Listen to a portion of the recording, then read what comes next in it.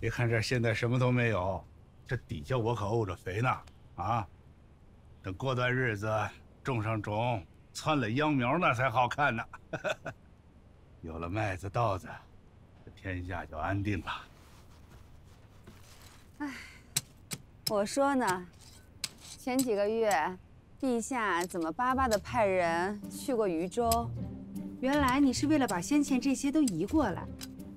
等陛下的麦子都丰收了，弟弟，你带着家人一起到宫里来吃顿家宴吧。舅舅，怎么，有什么困难呢？既然将军舍不得吃，那就把这麦子让给我吧。我朕就这么点麦子，啊，你也要，他也要，朕还想吃一口。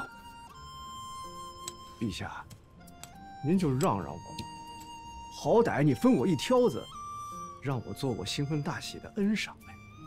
哟，你这个浪荡子，看上哪家姑娘了？盛家嫡女。盛家，盛家好啊，读书人，正好管教管教你这个闯天闯地的啊。成，朕许你一条麦子。谢陛下。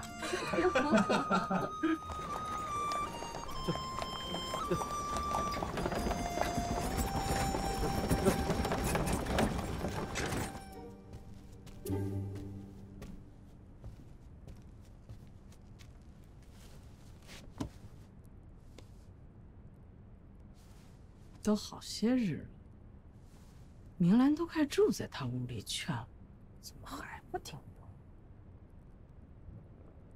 每日也只送些粗茶淡饭，也没动静。那以前这样，如儿早就求饶了，这回怎么还不松口？打小也没这么死心眼儿。要不再等几日？咱们能等，那顾廷烨能等吗？那听说登门求亲的人把他家大门外围得水泄不通的。咱们迟迟不点头，他烦了，扭头去找别人，那咱们盛家不光是倒水肥羊跑了，还会被人笑话死。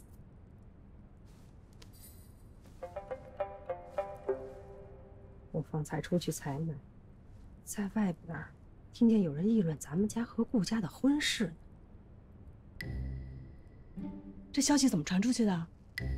不知道呀，咱们家可是告诫过下人们，不准在外头乱说的。是不是那顾廷烨手下都是些粗野当兵的，嘴上不严，消遣说出去的？还说什么了？就是后头这句要紧。有人说，当今圣上知道他看上了咱家的姑娘，说他有眼力，要赐婚呢。赐婚啊！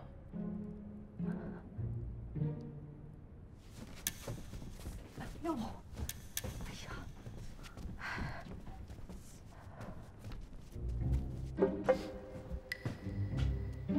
姑娘还是先吃点饭吧，再这样耗下去，身子该坏了。吃什么呀？我肚子里憋着一口气，吃什么能吃得下去？哎呀，行了行了，你别在这烦我了，出去出去。依我看，姑娘就听大娘子的话吧，别再惦记那我。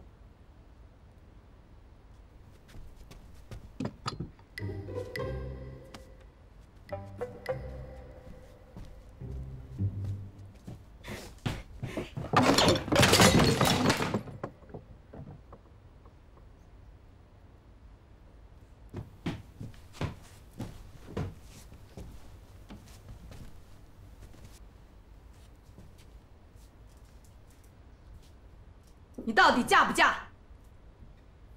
我不嫁不嫁！你们打死我吧！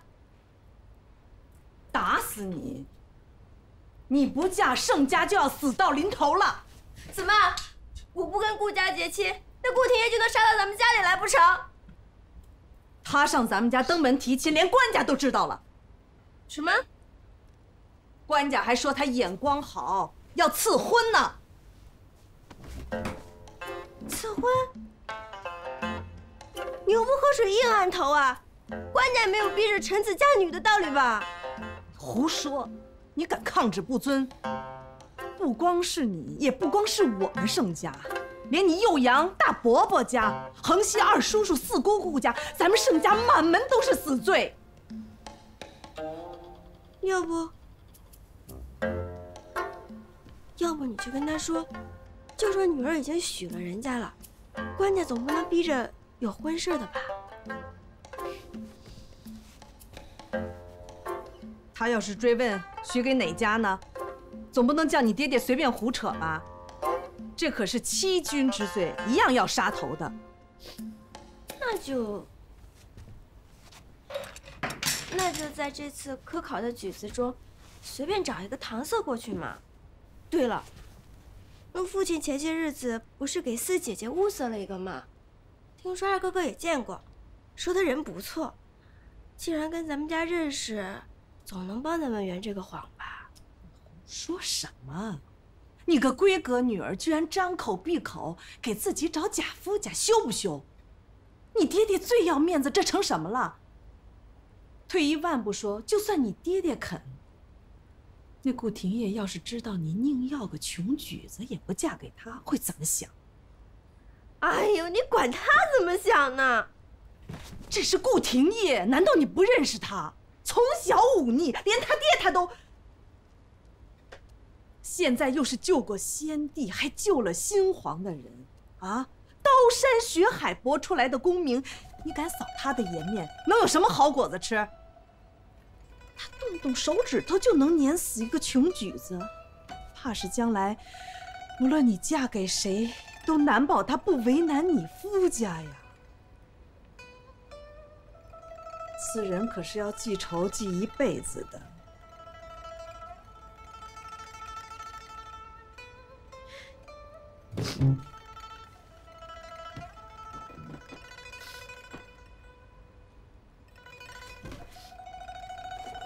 好了，别哭了。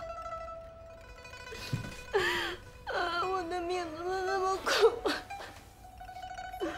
等你嫁过去，荣华富贵，说不定还有诰命呢。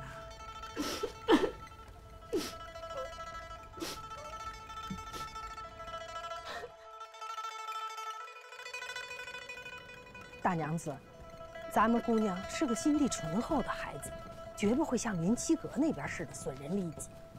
哪怕为着父母兄弟，为着盛家，她也会想通的。真是老天有眼呐！我同你讲，当初墨兰那丫头做出那种贱骨头的事儿，拖着我们全家姑娘去死，反倒嫁入伯爵府里头，我真是觉得上天不公，我这心里就跟油煎一样，整晚的睡不着觉。现在我才晓得，真人神仙还是看护着我的。想不到我如兰的姻缘，竟落到了侯爵府里头，让我想想就高兴了。大娘子苦尽甘来了。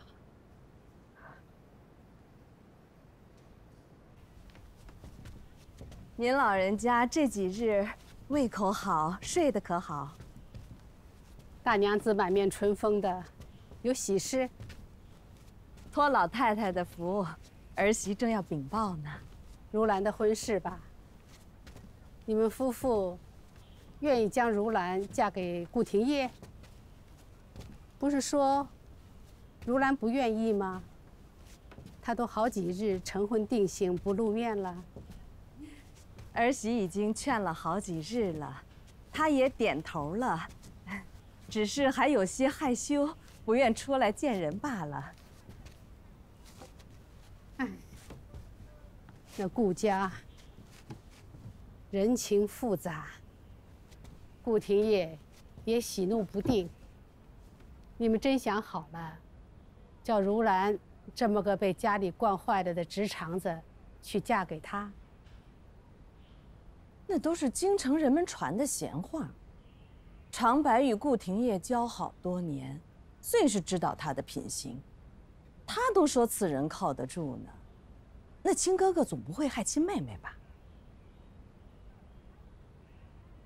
只要你们肯，我没什么话说。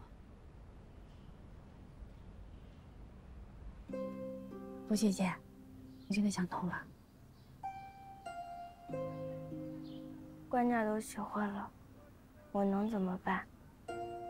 我宁可死，也不能让靖哥哥涉险。怎么能扯上涉险呢？难道还违抗圣意吗？那个顾廷烨，睚眦必报，最是记仇。我若是不答应他，他万一去找靖哥哥的麻烦，我宁可嫁给他一辈子受苦，也不想让他去为难靖哥哥。不至于的。二哥哥与他相交这么多年，他不看僧面也要看佛面呀。二哥哥一介文人，怎么可能看得透一个冰炉子的真面目？还有你，只不过是在你小时候帮过你几次，这么多年都过去了，也许他就变坏了呢。不会的，也不至于。他也帮过我好多次。哎，说到底，我是投鼠忌器。或许顾廷烨真的不是记仇的人，可万一呢？靖哥哥一个文人，手无缚鸡之力的，又无权无势，我怎么可能让他去欺负靖哥哥呢？我有的时候就在想，要是我们不是人，是猫，是只狗，是虫，是草，可以双宿双飞，自由自在的，多好啊！我有的时候在花园里看到那猫，我都可羡慕了。非要他不可吗？你不懂。我问你，若是你能要元若哥哥，你不要吗？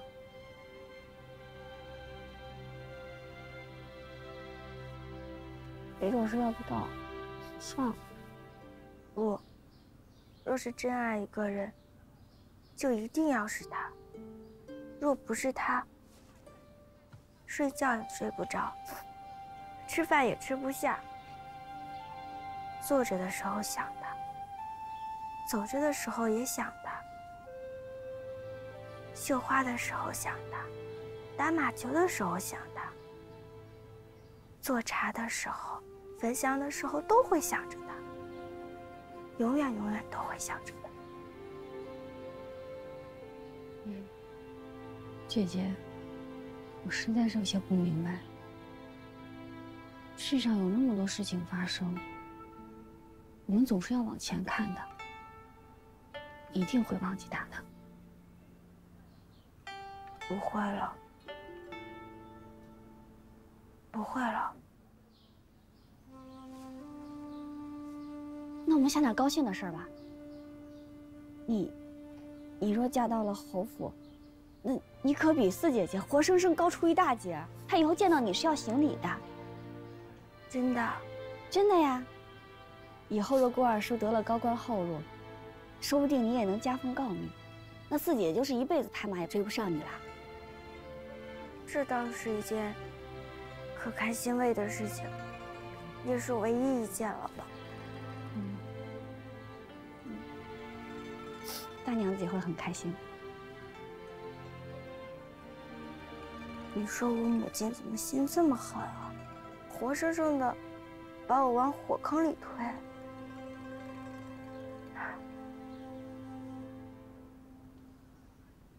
靖哥哥，你说靖哥哥，他现在在干什么呢？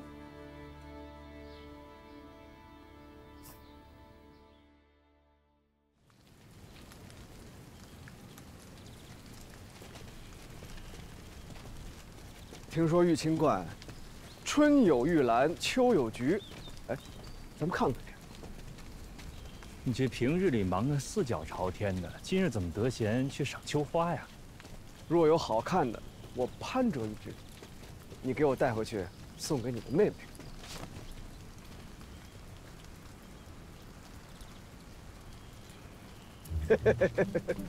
走啊！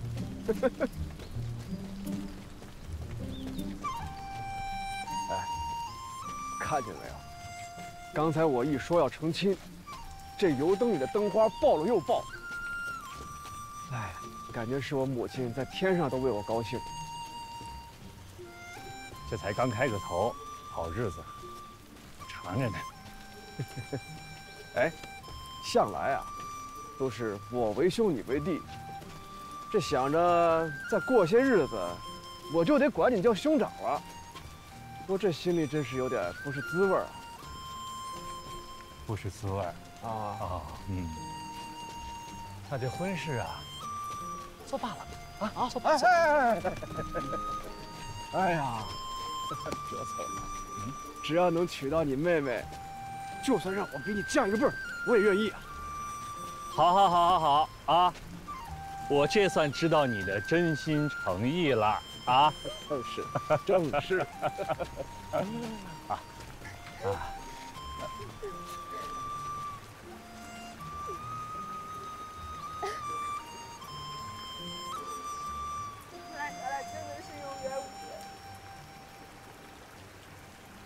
此处有人在哭泣，是不是遇到什么难事？我不能对不起盛家，只能对不起你。盛家？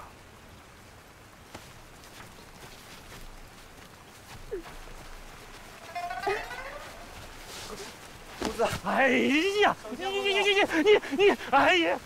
你看什么看？回去！怎么了？哎呀，这会儿，哎呀，你回家！哎呀，哎，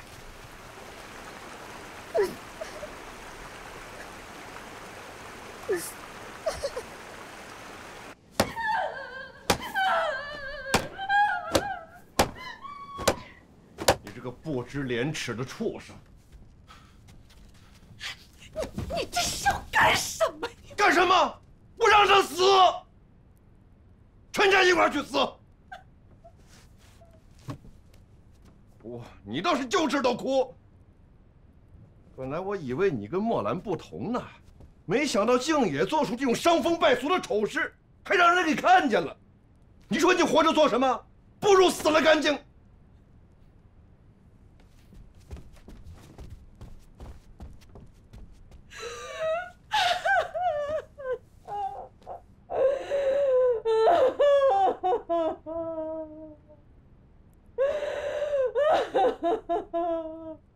这是要去私奔，还是去？苏沫，自然不是。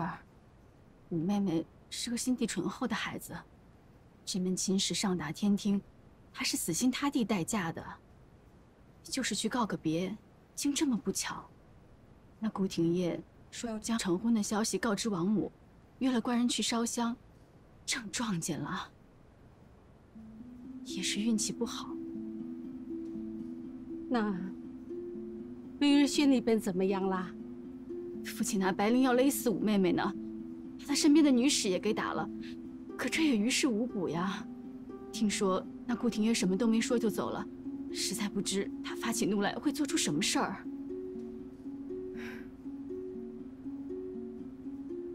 顾廷烨虽说是个武将，却也是个知书达理之人。况且此事传出去，他也面上无光，又有和长柏的交情，我估摸着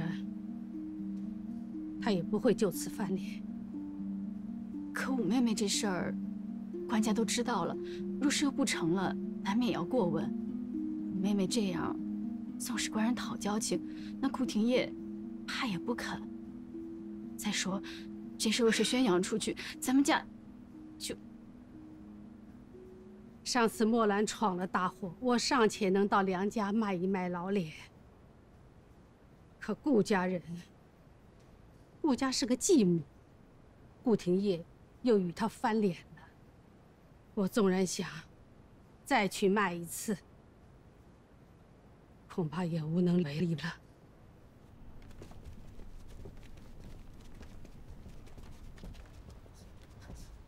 姑娘，怎么样了？喜鹊姐姐被打得青紫，听说五姑娘扑到身上挨了好几个板子才没被打死。我把咱们房里好的药都留下了。那现在呢？你还打听出什么没有？魏瑞轩守得跟铁桶一样，什么人都不准随便出入，太可怕了，太可怕了！啊，我听杨浩姐姐说，二哥已经连夜替主君给顾家送信去了，不知道说的是什么。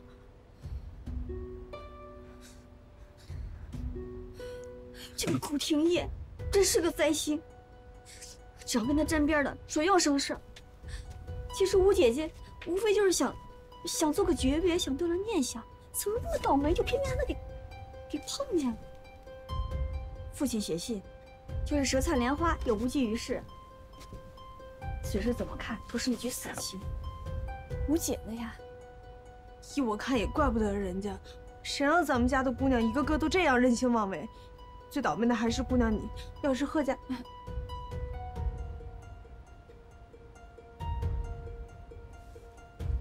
若是贺家就因为这个事儿不要我了，就随他们便吧。反正嫁人这事儿也没什么意思，我就听祖母的，听天由命吧。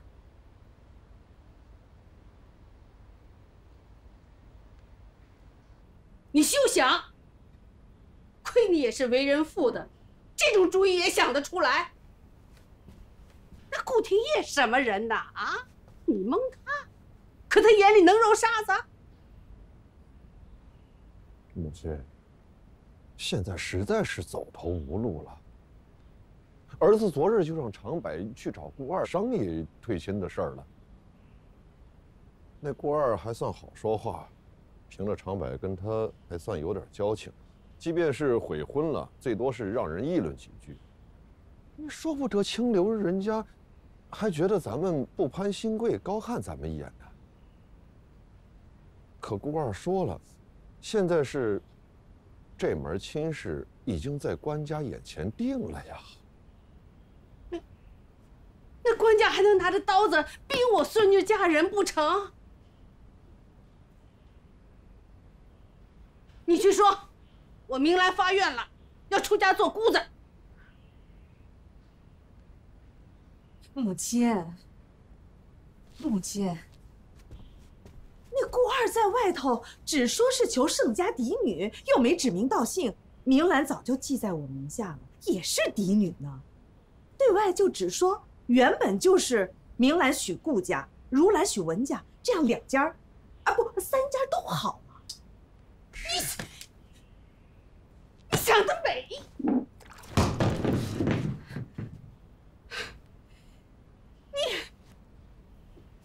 你身为嫡母大娘子，啊，平日里有什么好的香的，从来想不起明儿。有了高门显贵来打听，只说如儿。如今出了事儿了，倒讲起明兰来了。你们两个一个是私心用神，就想着自己亲生的；一个是利欲熏心，只想着功名利禄。你们这好一对豺狼虎豹、黑心的夫妻，想把明儿从我房里抢走，除非一拳头捶死我！母亲骂得对，可是您千不看万不看，也不能不看在华儿的面子上啊。华儿在婆家本来日子就过得不好，幸亏姑爷还体恤，可姑爷如今在顾廷烨手下为官，若今日这事儿不能善了，那顾廷烨要是怪罪起姑爷来，那叫华儿可怎么办呢？华儿可是也在您身边长大的，您不能光疼明丫头一个呀。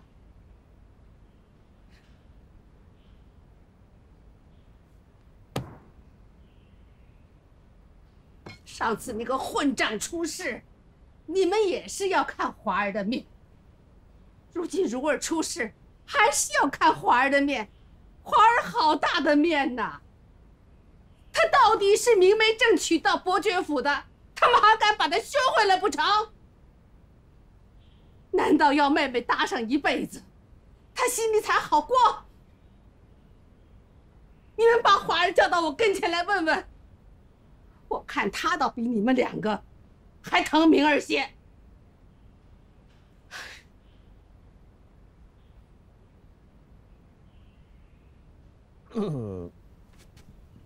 母亲方才说，让儿子去跟官家说明儿要出家当姑子。此话是欺君之罪，儿子不敢。母亲若觉得没事儿，那儿子就替母亲写帖子拜公，母亲替儿子说去。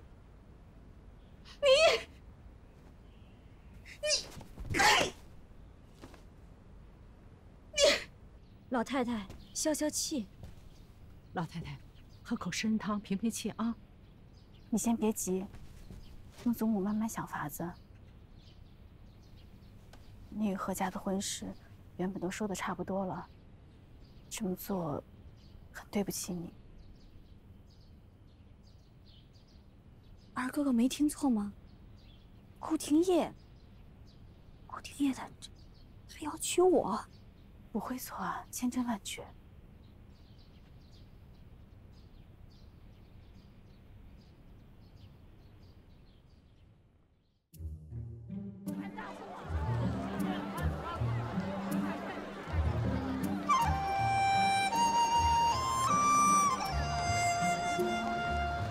接过一下，接过一下，接过一下。公子，公子，你的名字在那儿啊！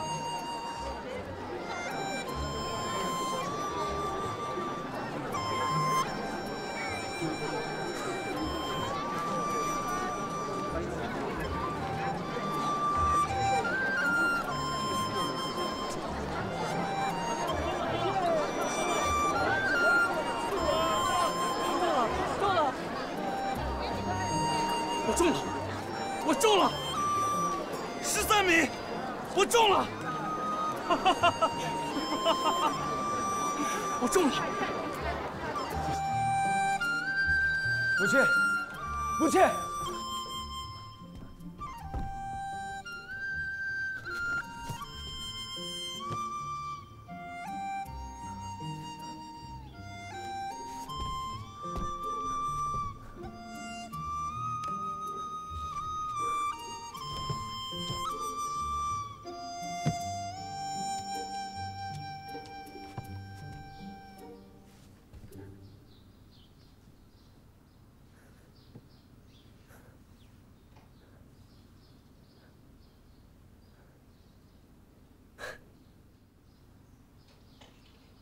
我中了。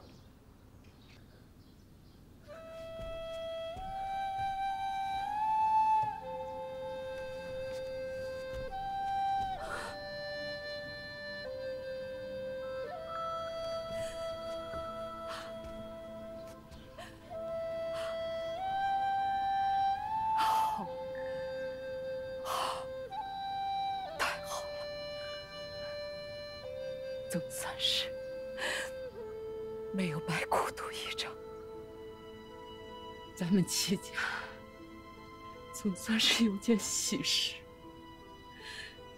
快，请国公爷回府，挂红灯，点炮竹。母亲，今天吧，这些事情，儿子自会吩咐下人去做的。现在有件事情，儿子想求母亲。母亲，我明白。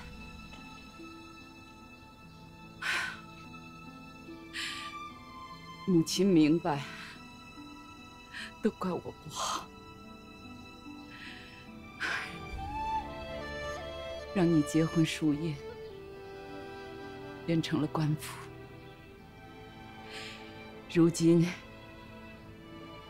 也算是有功名在身，再去提亲，也不算是委屈了您了。母亲这就沐浴更衣，去盛家，一定将这门亲事说成。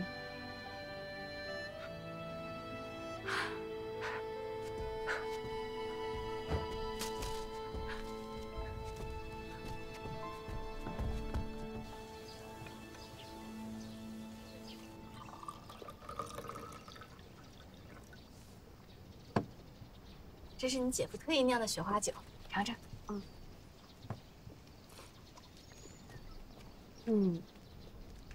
有龙脑香做君，木香做臣，喝下去有透凉之意，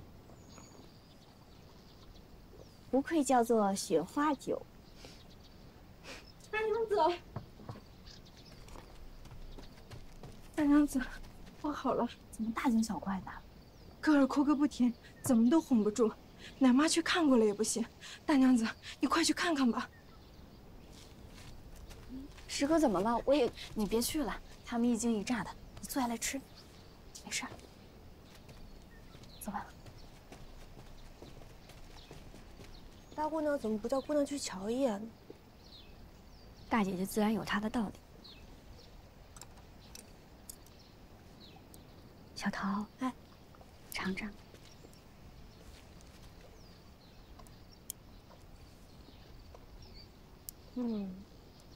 这鱼火候调味都挺好的。就是鱼肉欠缺了一些。若想要活鱼，我去酉阳江上给你补几尾来。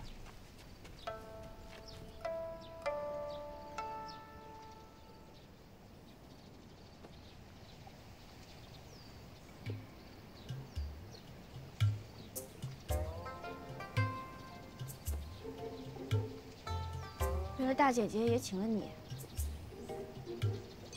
你大姐姐为何请不得我？说起来啊，我还是你大姐夫的上司。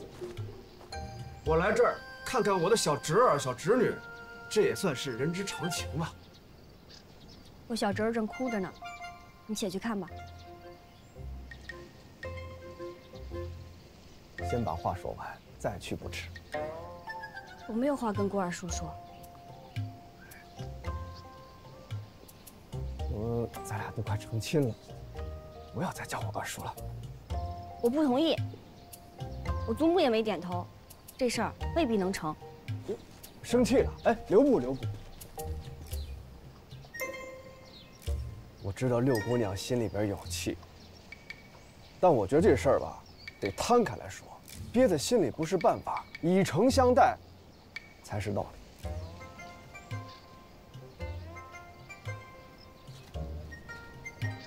与说实话的人说实话，那叫以诚相待；与不说实话的人说实话，那叫奇蠢如猪。郭二叔瞧我像傻子，你怎么知道我不说实话？这从何说起？就打从你提亲说起。你从一开始就没打算娶我吴姐姐，便是冲着我来的，对吗？哎呀，这事儿你都看出来了，果然你是我想要的人。我是从你过来我才猜到的，可惜已经晚了。我们整个盛家都中了你的奸计。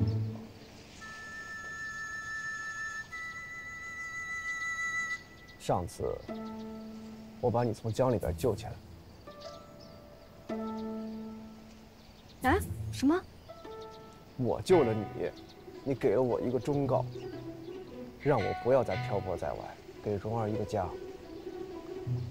打那儿起，我心里就想着，我一定要娶你为妻。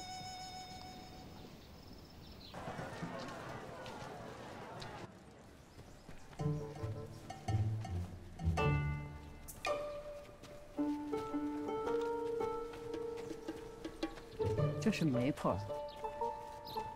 方才那个人，莫不是来提亲的吧？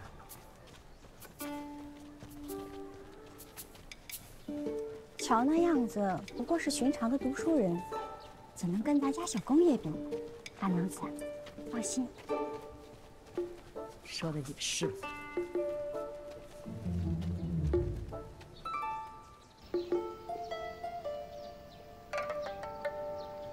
你说你要娶我，直接去提亲就好了嘛。干嘛绕这么大一个圈子？就为这事儿，我吴姐姐险些命都没了。我若直接去提亲，你家老太太会答应。要成一门亲事不容易，要推一门亲事却特别容易，各种理由都可以作为借口。况且，我之前也品行不端。你家老太太脾气那么硬，她要硬是不答应，只怕你父亲也拿她没辙呀。你倒是蛮清楚自己的。人贵在有自知之明。那你知不知道贺家的事儿？我祖母已经答应了。已经答应他们了。知道你还来提亲，还有没有纲常伦理？哎，把姑娘嫁给谁是你们家的事儿，提不提亲那是我的事儿。这有什么纲常伦理？况且，这事儿即便让你哥哥知道了，他也说不上什么。你跟贺家没缘分。若不是你横插一脚，我们怎么没缘分？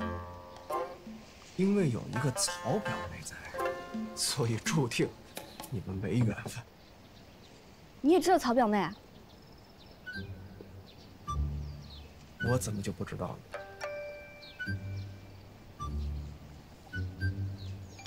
呢？这事儿也是你安排的？这怎么可能？自打我回京以后啊，我就四处打探你家的消息，我就知道你家老太太与贺老太太过从甚密。这贺鸿文呢，又经常往你家跑，哎呀，我心里边就明白了7、8分。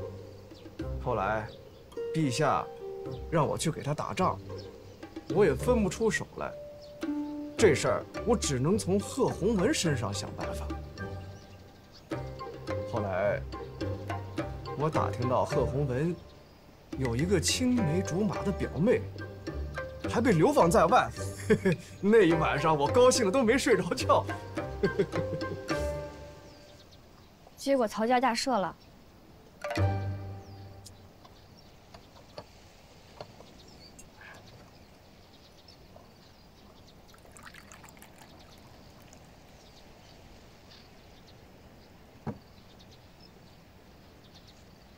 这个曹家表妹的父母把她许配给了一个军曹人家，那家人家不放过她，哭着打着不让他们家进入这个大赦的名录。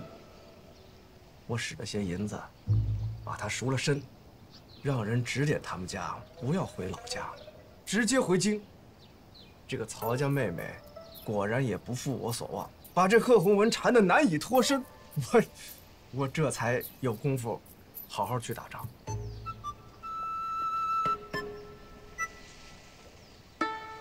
大赦不过10天半个月，曹家就在京城了。这事儿，只有你能办到了。没错，曹帮是运货的，那运个人不还是小试牛刀吗？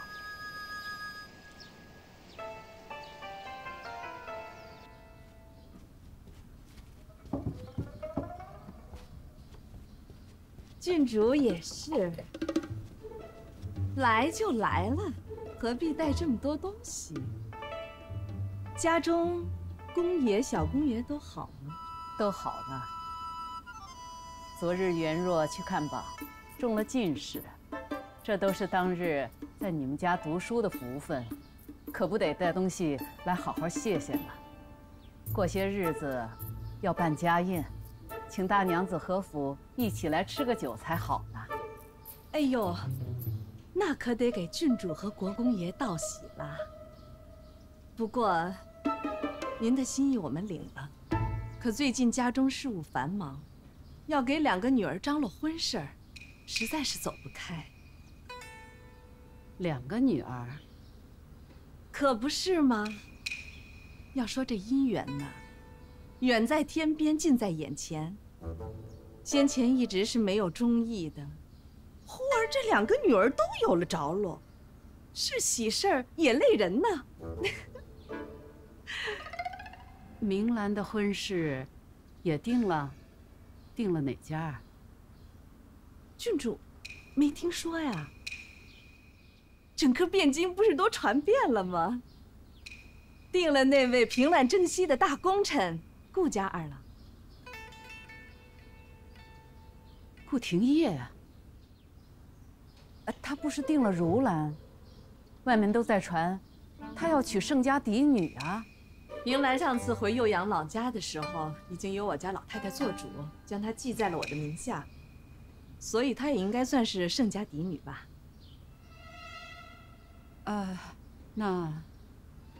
那顾二也愿意？怎么不愿意？他虽是御前红人，当朝新贵，却通情达理得很，不像有些人家计较细枝末节。他也从没瞧不上未来岳丈是个五品官，他还说呢，说就瞧不上那些墙头草，见谁得势便如苍蝇逐臭扑上去巴结。盛家一门都是忠厚之辈，宠辱不惊，比那些只知道攀高枝儿捧高踩低的人家不知道强了多少。说句不该透露给外人，这门婚事还是顾廷烨亲自登门跟我儿开口提的呢。一听说如兰也许了人家，便说明兰也好啊，盛家的女儿总不会差的。哎呀，这个女婿人真是不错，会说话，会做事儿，也算是我们家百忍成金，苦尽甘来了。郡主留下来用个晚饭吧。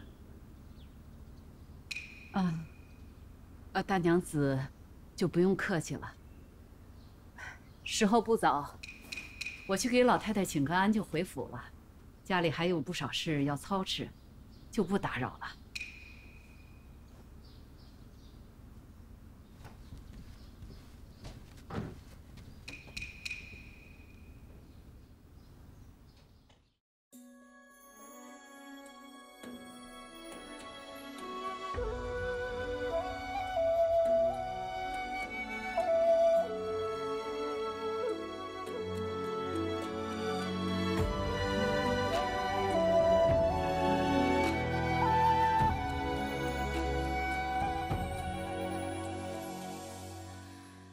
一朝花开傍柳，寻山无觅听候。